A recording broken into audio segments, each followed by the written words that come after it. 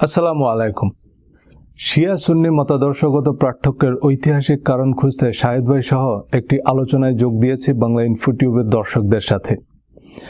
সে আলোচনা নিয়ে দর্শকদের গঠনমূলক মতামত, প্রতিক্রিয়া এবং দৃষ্টিভঙ্গি আমাদেরকে আগ্রহী করেছে নিজেদের অবস্থান পরিষ্কার করতে, কিছু প্রশ্নের উত্তর খুঁজতে এবং ভাবনার আদান প্রদান করতে।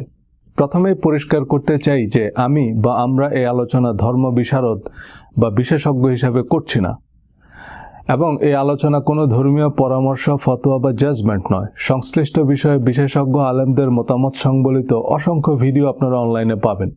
আমরা এই আলোচনা করছি অ্যাভারেজ এভরিডে মুসলিম হিসাবে।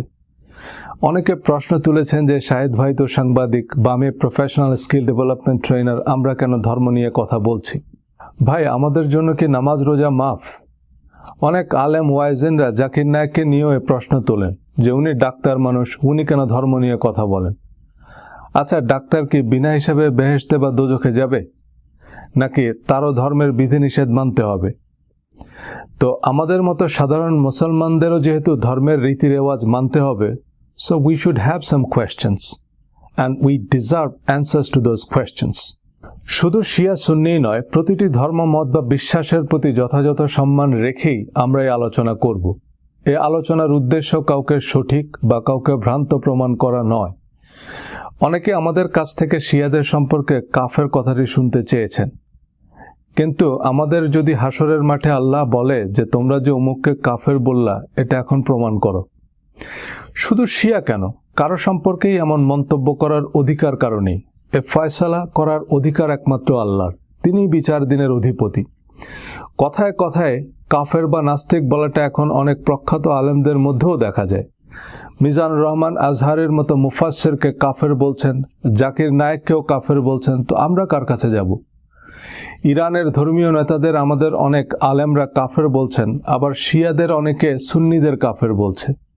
কিন্তু আত্মস্বীকৃত নাস্তিক ছাড়া কাউকে নাস্তিক বা কাফের বলার অধিকার কাউকে দেওয়া হয়নি। এ ফয়সালা একমাত্র শেষ বিচার দিনে হবে।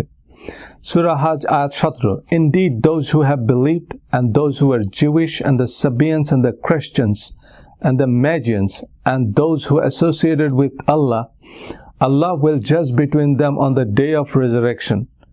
Indeed Allah is over all things witness.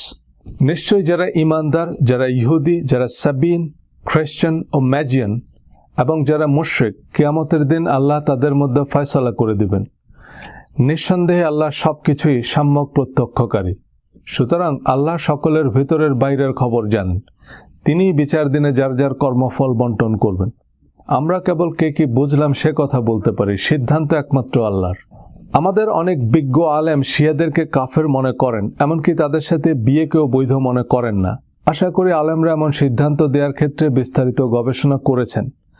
তবে শিয়াদের ধর্মবিশ্বাস সম্পর্কে আমাদের সুন্নিদের মধ্যে বহুল প্রচলিত কিছু ধারণা, যেমন তারা হযরত আলী রাদিয়াল্লাহু তাআলা আনহুকে প্রকৃত নবী মনে করেন, জিবরাইল আলাইহিস সালাম ভুলবশত নবীজির কাছে ওহী নিয়ে গেছে, তারা আমাদের কোরআনকে বিকৃত মনে করে, হযরত আবু বকর, ওমর, ওসমান রাদিয়াল্লাহু তাআলা আনহু সহ বেশিরভাগ সাহাবীকে গালাগাল দেয় ইত্যাদি।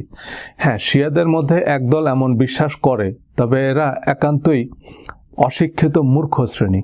কোনো স্বীকৃত গবেষণা বা প্রকাশনা থেকে এহেন বিশ্বাসের প্রমাণ পাওয়া যায় না। মেইন স্ট্রিম শিয়ারা কালেমার সাথে আলী ওলিউল্লাহ পড়ে এবং আযান ইকামতে আশহাদু আন্না আলী ওলিউল্লাহ বলে। আর তাদের কোরআন 90 পারা বলে যে ধারণা আমাদের মধ্যে প্রচলিত, তা হচ্ছে মূল কোরআনের সাথে ফুটনোট হিসাবে কোরআনের অরিজিনাল তাফসির, যা হযরত আলী রাদিয়াল্লাহু তাআলা আনহু বা আহলে বাইতের নিকট সংরক্ষিত ছিল বলে তারা বিশ্বাস করে। আগের আলোচনায় বলেছি যে শিয়া মানে দল বা পার্টি, অর্থাৎ শিয়া তো আলী বা আলীর দল। হযরত আলী রাদিয়াল্লাহু তাআলা আনহুর অনুসরণ করায় সুন্নি বা কোনো মুসলমানের আপত্তি থাকার কোনো কারণ নেই। হযরত আলী রাদিয়াল্লাহু তাআলা আনহু সকল মুসলমানের নিকট অত্যন্ত প্রিয়ভাজন, অনুকরণীয় আদর্শ। কিন্তু বিভাজনটা হচ্ছে প্রোটোকল নিয়ে। শিয়ারা হযরত আলী রাদিয়াল্লাহু তাআলা আনহু, হযরত হাসান ও হুসাইন রাদিয়াল্লাহু তাআলা আনহু সহ যে 12 জন ইমামে বিশ্বাস করে যে কিয়ামত পর্যন্ত এই 12 জন আল্লাহর পক্ষ থেকে ইমামত নিয়ে আসবেন, যার শেষ জন হবেন হযরত ইমাম মাহদী আলাইহিস সালাম। এবং এই 12 জন ইমাম যুগে যুগে মুসলিম জাহানকে রাজনৈতিক আধ্যাত্মিক নেতৃত্ব দিবেন। আমরা এ তত্ত্বে বিশ্বাস করি না। কেন করি না একটু পরে আসছি।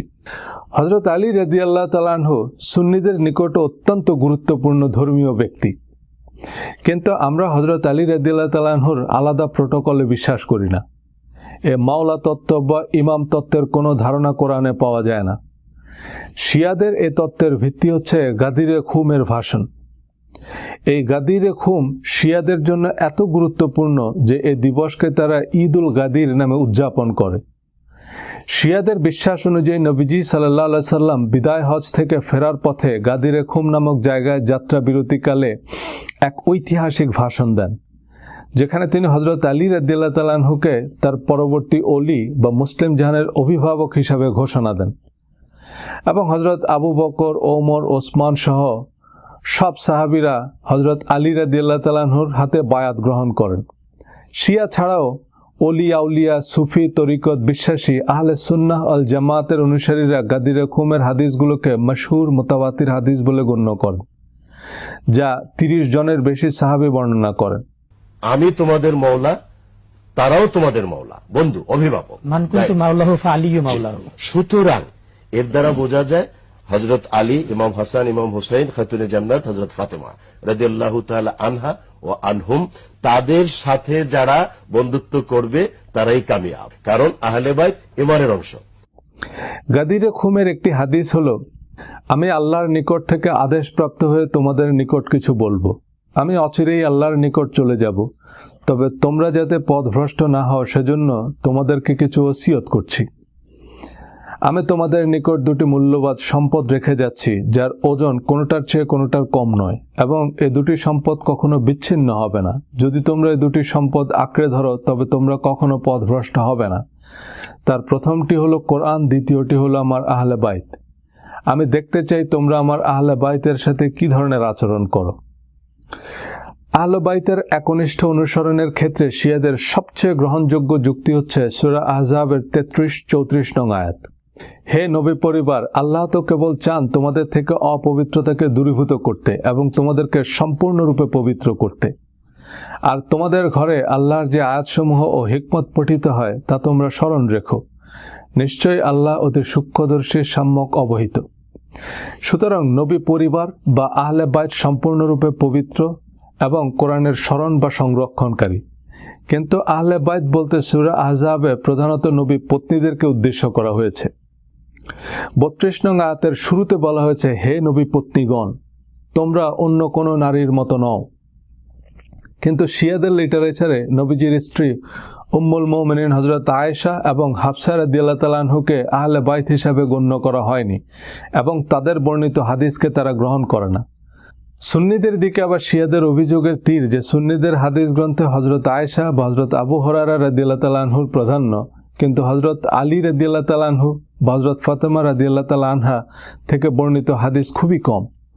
হযরত আলী রাদিয়াল্লাহু তাআলা আনহু যেমন নবীজির জামাতা, হযরত ওসমান রাদিয়াল্লাহু তাআলা আনহু নবীজির 2 মেয়েকে বিয়ে করার সৌভাগ্য অর্জন করেন। এজন্য তাকে যুন্নুরাইন বা 2 নূরের অধিকারী বলা হয়। হযরত আবু বকর এবং হযরত ওমর রাদিয়াল্লাহু তাআলা আনহু ছিলেন নবীজির শ্বশুর। এছাড়া ইসলামের প্রচার ও প্রতিষ্ঠায় এই 3 জনের অবদান অনস্বীকার্য, কিন্তু এই 3 জনকে শিয়ারা আহলে বাইত হিসেবে গণ্য করে না, বরং অশিক্ষিত শিয়ারা এই 3 জন প্রধান সাহাবী সম্পর্কে অবমাননাকর কথাবার্তাও বলে। শিয়ারা হযরত আলী রাদিয়াল্লাহু তাআলা আনহুকে নবীজির উত্তরাধিকারী বা প্রথম খলিফা হওয়াটাকে বৈধ মনে করে, কিন্তু গাদিরে খুমের ভাষণকে বিবেচনায় না নিলে নবীজি তার উত্তরাধিকারী বা পরবর্তী খলিফা সম্পর্কে স্পষ্ট ঘোষণা দিয়ে যাননি। নবীজির ইন্তেকালের পর মুহাজির আনসারদের মধ্যে নেতৃত্বের দাবি দেওয়া, বিচ্ছিন্নতাবাদী রাজনৈতিক বাস্তবতায়, বয়স ও অন্যান্য দিক বিবেচনায় সর্বজন শ্রদ্ধেয় হযরত আবু বকর রাদিয়াল্লাহু তাআলা আনহুকে খলিফা নির্বাচিত করা হয়। ভণ্ড নবী ও ধর্মত্যাগীদের সাথে উত্তাল গৃহযুদ্ধের ভিতর দিয়ে হযরত আবু বকর রাদিয়াল্লাহু তাআলা আনহুর 2 বছরের শাসনকাল শেষে তিনি হযরত ওমর রাদিয়াল্লাহু তাআলা আনহুকে তার পরবর্তী খলিফা হিসেবে প্রস্তাব করেন এবং হযরত ওমর রাদিয়াল্লাহু তাআলা আনহু প্রায় 10 বছর মুসলিম জাহানের নেতৃত্ব দেন। এ সময় মুসলিম জাহানের ব্যাপক বিস্তৃতি লাভ করে। হযরত ওমর রাদিয়াল্লাহু তাআলা আনহু তার অন্তিম সময়ে পরবর্তী খলিফা নির্বাচনের জন্য 6 সদস্যের একটি কমিটি গঠন করেন। এই কমিটি হযরত ওসমান রাদিয়াল্লাহু তাআলা আনহুকে তৃতীয় খলিফা নির্বাচন করে। হিজরি 35 বা 656 খ্রিস্টাব্দে হজরত ওসমানের হত্যাকাণ্ডের পর হজরত আলী রাদিয়াল্লাহু তাআলা আনহু চতুর্থ খলিফা নির্বাচিত হন। হজরত মুয়াবিয়া রাদিয়াল্লাহু তাআলা আনহু খলিফা হজরত ওমর রাদিয়াল্লাহু তাআলা আনহুর সময় থেকে সিরিয়ার গভর্নর ছিলেন এবং তিনি দামেস্ক কেন্দ্রিক একটি শক্তিশালী সামরিক ও প্রশাসনিক অবকাঠামো গড়ে তোলেন। হজরত মুয়াবিয়া রাদিয়াল্লাহু তাআলা আনহু হজরত ওসমান রাদিয়াল্লাহু তাআলা আনহুর আত্মীয় এবং উমাইয়া বংশীয়। তিনি হজরত ওসমান হত্যাকাণ্ডের বিচারের কার্যকর ব্যবস্থা না নেয়ার জন্য হজরত আলী রাদিয়াল্লাহু তাআলা আনহুকে দায়ী করেন এবং খলিফা হিসাবে হজরত আলী রাদিয়াল্লাহু তাআলা আনহুর আনুগত্য মেনে নিতে আপত্তি জানান। হজরত আলী রাদিয়াল্লাহু তাআলা আনহু বিস্তৃত মুসলিম জাহানের প্রশাসনিক সুবিধার্থে রাজধানী কুফায় স্থানান্তর করেন এবং হজরত মুয়াবিয়াকে তার আনুগত্য মেনে নিতে অনুরোধ করেন। এদিকে হজরত আয়েশা রাদিয়াল্লাহু তাআলা আনহা একদল সাহাবী সহ কুফা অভিমুখে রওনা দেন হজরত ওসমান হত্যাকাণ্ডের বিচারের জন্য খলিফা হজরত আলীর উপর চাপ প্রয়োগের উদ্দেশ্যে। বস্ত্রার উপকণ্ঠে হজরত আয়েশা এবং হজরত আলী রাদিয়াল্লাহু তাআলা আনহুর বাহিনীর মুখোমুখি হয়। কথিত আছে যে হজরত আলী ও হজরত আয়েশার মধ্যকার শান্তিপূর্ণ আলোচনার মধ্যেই উদ্দেশ্যবাদীরা আক্রমণ করে বসে, যা এক অনাকাঙ্ক্ষিত যুদ্ধের রূপ নেয়। ইতিহাসে এই যুদ্ধ জঙ্গে জামাল বা উষ্ঠির যুদ্ধ নামে পরিচিত। হজরত আয়েশা রাদিয়াল্লাহু তাআলা আনহু মদিনায় ফিরে যান। এর পরের বছর অর্থাৎ 657 খ্রিস্টাব্দে হজরত আলী রাদিয়াল্লাহু তাআলা আনহু এবং হজরত মুয়াবিয়ার বাহিনী সিফফিনে মুখোমুখি হয়। প্রায় 3 মাস শান্তিপূর্ণ আলোচনার পর অতি উৎসাহী একদল আক্রমণ করে বসে এবং আরেকটি রক্তক্ষয়ী ভাতৃঘাতী যুদ্ধের সাক্ষী হল মুসলিম বিশ্ব। এভাবে মুসলিম বিশ্বের রক্তাক্ত গৃহযুদ্ধ, খেলাফত নিয়ে আলোচনা, সালিসি নানা প্রচেষ্টা এবং শেষ পর্যন্ত হজরত আলী রাদিয়াল্লাহু তাআলা আনহুর হত্যাকাণ্ডের মধ্য দিয়ে খোলাফায়ে রাশিদিনের যুগ শেষ হয়। হজরত আলী রাদিয়াল্লাহু তাআলা আনহুর পর তার পুত্র হজরত হাসান রাদিয়াল্লাহু তাআলা আনহুকে কুফাবাসী খলিফা নির্বাচন করে, কিন্তু আবারও হজরত মুয়াবিয়ার আপত্তি। অবশেষে হজরত হাসান রাদিয়াল্লাহু তাআলা আনহু একটি সমঝোতার ভিত্তিতে হজরত মুয়াবিয়ার আনুগত্য মেনে নেন যে হজরত মুয়াবিয়ার মৃত্যুর পর মুসলিম বিশ্ব যাকে নির্বাচন করবে তিনিই হবেন খলিফা। পরে হজরত হাসান রাদিয়াল্লাহু তাআলা আনহুকে ষড়যন্ত্রমূলকভাবে বিষ প্রয়োগে হত্যা করা হয়। হজরত মুয়াবিয়া প্রায় 2 দশক মুসলিম বিশ্ব শাসন করেন। তার সময়ে মুসলিম জাহান ঈর্ষণীয় বিস্তৃতি ও সমৃদ্ধি লাভ করে। তিনি সে সময়ের বাইজেন্টাইন বা অন্যান্য সেকুলার সাম্রাজ্যের আদলে মুসলিম বিশ্বের আধুনিক অবকাঠামো গড়ে তোলেন, তবে তিনি ইসলামের মূল ধারা থেকে সরে গিয়েছিলেন। হজরত মুয়াবিয়ার মৃত্যুর পর কুফাবাসী হজরত আলী রাদিয়াল্লাহু তাআলা আনহুর অপর পুত্র হজরত হুসাইন রাদিয়াল্লাহু তাআলা আনহুকে খলিফা হিসাবে সমর্থন দেয়, কিন্তু হজরত মুয়াবিয়ার অনুসারী সিরিয়ানরা মুয়াবিয়া পুত্র ইয়াজিদকে সমর্থন দেয়। হজরত হুসাইন রাদিয়াল্লাহু তাআলা আনহু তার পরিবারের সদস্যদের নিয়ে কুফার উদ্দেশ্যে রওনা করেন, কিন্তু ইয়াজিদ প্রেরিত সৈন্যরা কারবালার প্রান্তরে তাদের গতিরোধ করে এবং হজরত হুসাইন রাদিয়াল্লাহু তাআলা আনহুকে সপরিবারে অত্যন্ত নির্মমভাবে হত্যা করে। এই কারবালার ট্র্যাজেডি শিয়া সংস্কৃতির একটা ডিফাইনিং ইভেন্ট। সুন্নিদের কাছেও কারবালা ইতিহাসের এক মর্মান্তিক ঘটনা, কিন্তু শিয়ারা বিশেষ কিছু পদ্ধতিতে শোক পালনের মধ্য দিয়ে দিবসটি পালন করে এবং কারবালাকে কেন্দ্র করে শিয়াদের মধ্যে কিছু গল্প গাথা প্রচলিত আছে যা সুন্নিরা বিশ্বাস করে না। এমনকি ইসলামের ঐতিহাসিক ধারা বিবরণী বা হাদিসের বর্ণনা গ্রহণের ক্ষেত্রে শিয়া ও সুন্নিরা বেশ সিলেক্টিভ। এ নিয়ে যত উচ্চতর গবেষণায় নামবেন জটিলতা বাড়বে। তেহরান ইউনিভার্সিটি, মদিনা ইউনিভার্সিটি এবং আল আজহার ইউনিভার্সিটি, এই 3টি ইউনিভার্সিটি মুসলিম বিশ্বের সবচেয়ে প্রসিদ্ধ 3টি বিশ্ববিদ্যালয়। কিন্তু ইসলামের ইতিহাস, হাদিস এমনকি কোরআনিক বিশ্লেষণ বা তাফসিরের ক্ষেত্রে এই 3টি বিশ্ববিদ্যালয়ের শিক্ষক বা গবেষকদের মধ্যে উল্লেখযোগ্য মতপার্থক্য আছে। তেহরান ইউনিভার্সিটি শিয়া মতবাদ, মদিনা ইউনিভার্সিটি ওয়াহাবি বা সালাফি মতবাদ এবং আল আজহার কিছুটা পশ্চিমা বা সেকুলার ধারণা পোষণ করে, কারণ গত কয়েক শতাব্দী মিশর পশ্চিমা বিশ্বের প্রত্যক্ষ বা পরোক্ষ উপনিবেশ। শিয়া মুসলিমরা তাদের তালিকাভুক্ত আহলে বাইতের হাদিসগুলোকেই মানে, সুন্নিরা আবার সেসব হাদিস জানেও না। শিয়ারা যেমন হজরত আবু বকর, ওমর ও ওসমান রাদিয়াল্লাহু তাআলা আনহুকে মেনে নেয় না, তেমনি সুন্নিদের একাংশ বিশেষ করে ওয়াহাবিরা আহলে বাইতের হাদিসগুলোকে হাদিস বলে গণ্য করে না। শিয়ারা বিশ্বাস করে নবীজি বিদায় হজ ও গাদিরে খুমে কোরআন ও আহলে বাইতের অনুসরণের নির্দেশ দিয়েছেন। আবার সুন্নিরা বিশ্বাস করে নবীজি বিদায় হজ্জের ভাষণে কোরআন ও তার সুন্নাহ অনুসরণের নির্দেশ দিয়েছেন। আর গাদিরে খুম বলে কিছু নাই, এটা মিডিয়ার সৃষ্টি। মুসলমানদের জন্য আল্লাহর প্রেরিত জীবন বিধান হচ্ছে কোরআন, যে কোরআনের শুরুতে আল্লাহ বলেছেন এই কিতাবে বিন্দুমাত্র সন্দেহ নেই, মুত্তাকি বা আল্লাহর প্রিয় ভাজনদের জন্য হেদায়া বা পথ প্রদর্শক। আর সর্বশেষ নাজিলকৃত আয়াতে বলেছেন, আজ আমি তোমাদের জন্য তোমাদের ধর্মকে পরিপূর্ণ করে দিলাম এবং তোমাদের জন্য আমার নিয়ামতকে সম্পূর্ণ করে দিলাম এবং ইসলামকে তোমাদের ধর্ম হিসাবে অনুমোদন দিলাম। সুতরাং কোরআনই মুসলমানদের জন্য সম্পূর্ণ পরিপূর্ণ অনুমোদিত পথনির্দেশক।